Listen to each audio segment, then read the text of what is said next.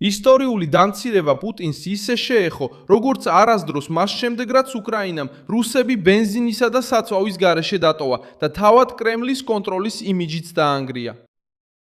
ძვირფასო მეგობრებო, სამუშაოდან სახლში მივდივარ, ფეხით მივდივარ. რასაც სინამდვილეში სერიოზულად გირჩევთ ყველას. ჩაიწერეთ ბენზინის რაოდენობა აუზში და სანამ სიტუაცია არ დარეგულირდება, მანქანა საჭიროების გარეშე არ გამოიყენოთ. ნახეთ, ღიად ლაპარაკობ. ჩვენ გარკვეული რაოდენობის საწვავი დაგვრჩა. ან ამ საწვავს გავწელოთ, მანამ სანამ შემდეგი პარტია არ ჩამოვა, ან ის ორჯერ უფრო სწრაფად დაგვიმთავრდება. და წარმოიდგინეთ, მაგალითად, მთელი ერთი კვირა ქალაქში ბენზინის გარეშე. მთელი ერთი კვირა სულიად ბენზინის გარეშე. აი მაშინ ნამდვილად გავიგებთ სიტუაციის სერიოზულობას. ბოლო საათებში მონიტორინგის ანგარიშებმა მიუთითეს კვამზე ვოდკინსკის მახლობლად, რუსეთის ცენტრში, მას შემდეგ რაც სავარაუდოდ მოხდა ფთოსანი რაკეტის დაცემა, ან ჩამოგდება რეგიონში, რომელიც ძალიან შორსაა უკრაინის საზღვრიდან. ეჩვი ვოდკინსკის მანქანათმშენებლობის ქარხანაზე ვრცელდება, რომელიც დაკავშირებულია იმ რაკეტების წარმოებასთან, რომლებსაც რუსული ძალები იყენებენ. ამავე დროს სანქტ-პეტერბურგი, პუტინის მშობლიური ქალაქი, აღმოჩნდა ხანძრის ეპიცენტრში, რაც კიდევ უფრო ამძიმებს სიტუაციას. პოლიტიკურ და მილიტარ. ბალტიის რეგიონში ნავთობის ობიექტებზე ახალი თავდასხმები განხორციელდა.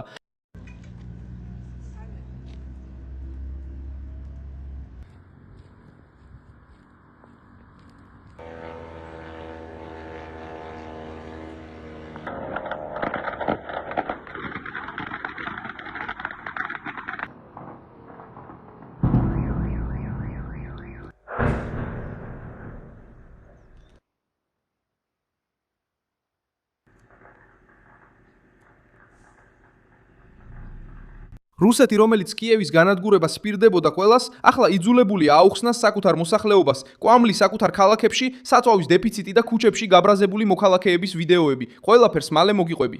თუ ასეთი პირდაპირი და გულწრფელი კონტენტი მოგწონს, გამოიწერე არხი, რადგან აქ ყოველდღე ასეთ ვიდეოებს ნახავ.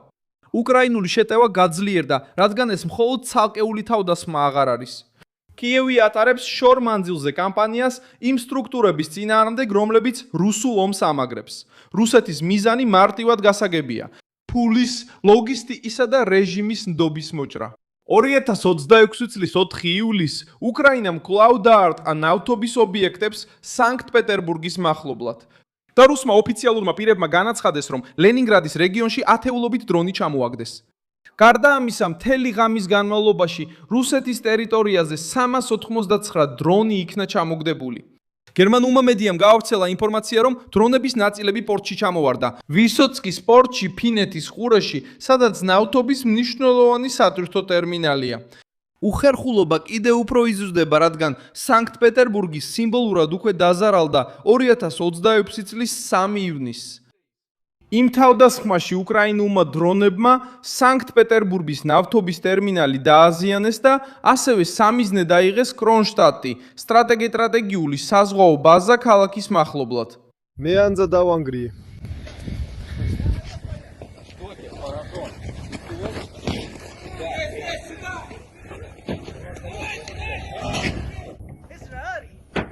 ეს ბაზა და ეხლა რა ხდება. სექტემბერი არია პირველი.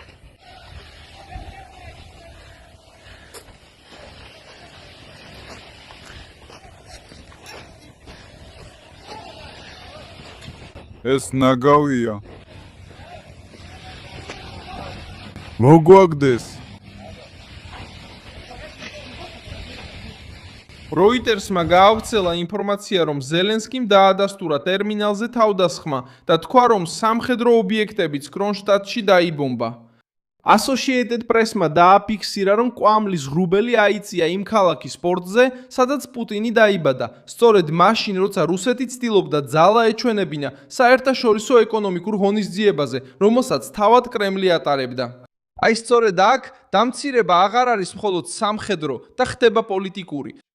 პუტინმა თავისი იმიჯი ააგო იმაზე, რომ რუსეთი ციხესიმაგრეა, რომ ომი შორს იქნებოდა რუსეთის დიდ ცენტრებთან და რომ ჩვეულებრივი მოქალაქე ვერ იგრძნობდა ოკუპაციის რეალურ სიმძიმეს.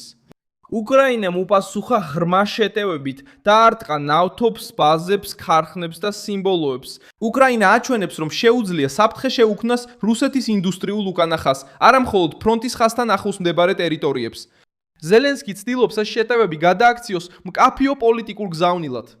ის ამას უწოდებს გრძელვადიან სანქციების კამპანიას, რადგან უკრაინა სამხედრო ძალით აკეთებს იმას, რასაც ჩვეულებრივი ეკონომიკური სანქციები ყოველთვის ვერ ახერხებს. უტყამს რუსეთის ომის ბიუჯეტს. როიტერის ინფორმაციით ზელენსკიმ განაცხადა, რომ სანქტ-პეტერბურგის ნავთობის ტერმინალზე თავდასხმა უკრაინის საზღვრიდან დაახლოებით 1100 კილომეტრში მოხდა და აღნიშნა, რომ ასევე იყო სამხედრო ობიექტები კრონშტადტში. კიევი მხოლოდ თავს არ იცავს, კიევი ირჩევს სამიზნეებს, რომლებსაც ფინანსური და სამხედრო ღირებულება აქვთ. რობერტ ბროუდი, რომელიც მადიარად არის ცნობილი, უკრაინის უპილოტო სისტემების ძალების მეთაური, უკრაინის რეაქციის ტონს აყალიბებს, როდესაც ამბობს, რომ ეზო უკვე აღარ არის კონტროლის ქვეშ. ამ ფრაზამ პოპულარობა მოიპოვა, რადგან პირდაპირ უთყამს პუტინის პროპაგანდას, რომელმაც ყოველთვის ძლიერი კაცის იმიჯი შექმნა, ომის ტემპის დამკვიდებელი და რუსეთის ტერიტორიის აბსოლუტური დამცველი. როიტერსი ბროუდს აღწერს, როგორც უკრაინის დრონების ძალების მეთაურს და იუცხება, რომ ის ოპერაციებს მიწისქვეშა პოსტიდან მართავს. მიზანი ლოგისტიკის შეწყვეტაა, სამხედრო ინფრასტრუქტურის დაზიანება და რუსეთის შესაძლებლობის შეზღუდვა, რომ გააგრძელოს ომი.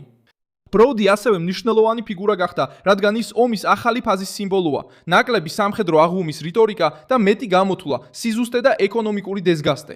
გარდიანმა უკვე აჩვენა, რომ მისი დანაყოფები დაიწყეს რუსეთის შიგნით ღრმა ობიექტებზე შეტევა, მათ შორის პორტებზე, ნავთობგადამამუშავებელ ქარხნებზე და რაკეტების ქარხნებზე, თხნებზე, რაც შიშს ქმნის იმ რეგიონებში, რომლებიც ადრე კონფლიქტს მოშორებულად მიიჩნეოდა.